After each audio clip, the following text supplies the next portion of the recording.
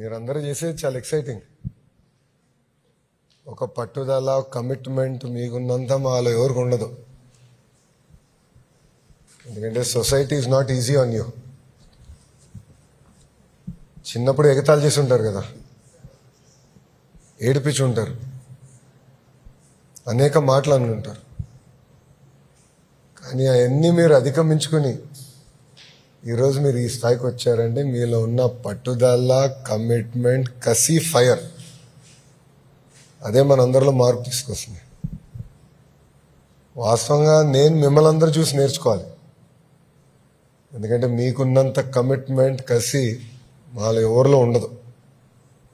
So నాకు మా వాళ్ళు చెప్పినప్పుడు చాలా ఎక్సైట్ అయ్యా, డిపార్ట్మెంట్ చెప్పినప్పుడు చాలా ఎక్సైట్ అయ్యా.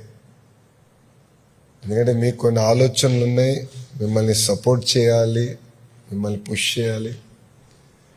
ప్రభుత్వం పైన ఉన్న బాధ్యత కూడా ఏంటంటే మీలాంటి యంగ్స్టర్స్ని ఐడెంటిఫై చేసి పుష్ చేస్తే సమాజంలో కూడా మార్పు వస్తుంది. గౌరవించాలి అనేది తెలియాలి. ఇది నాకు పర్సనల్ సబ్జెక్ట్. కారణం ఏంటంటే చాలామంది నాకు సైన్ లాంగ్వేజ్ చెప్పండి, కూర్చుని చెప్పండి, సైన్ లాంగ్వేజ్లో చెప్తారా చెప్పండి. మరి ఇప్పటివరకు చెప్పేశా.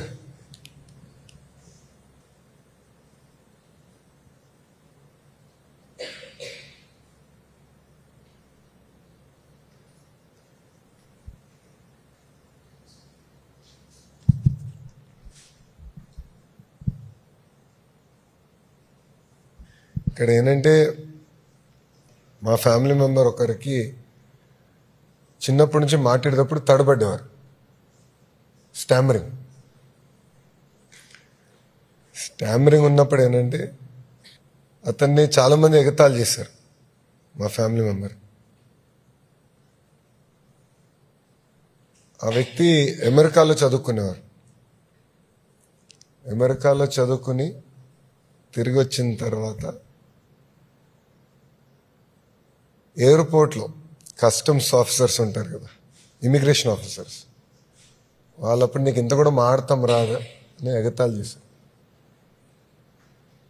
సో అప్పుడు నేను తెలుసుకున్నా మీరు ఎంత ఇబ్బంది పడతారు. Society is not kind.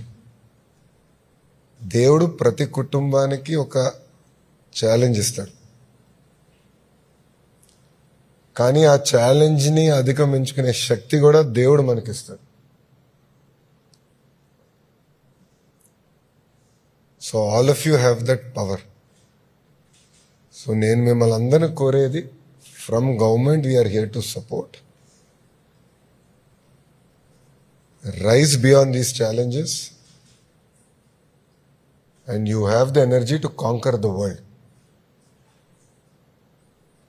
ఈరోజు నేను ఎందుకు మీతో కూర్చొని మాట్లాడుతున్నానంటే సమాజంలో కూడా మిమ్మల్ని గౌరవించాలి, సొంత పిల్లల్ని చూసుకున్నట్టు మిమ్మల్ని చూసుకోవాల్సిన అవసరం ఉంది. పదే పదే మేము కూడా కూర్చుని మీతో టైం టు టైం ఇంటరాక్ట్ అవుతేనే ఏ మార్పు అయితే సమాజంలో లోకేష్కి ఒక వ్యక్తిగా నేను ఆశిస్తున్నాను, ఆ మార్పు కొద్ది శాతం అన్నా మేము తీసుకురాగలుగుతామని అనుకుంటున్నాం. అందుకే ఈరోజు మీతో కలిసి మాడదామని, మీతో ఇంటరాక్ట్ అవుదామని. అసలు ఈ ఆలోచన మీకు ఎలా వచ్చింది, చేయాలని తప్పని ఎక్కడి నుంచి వచ్చింది? I want to hear from you.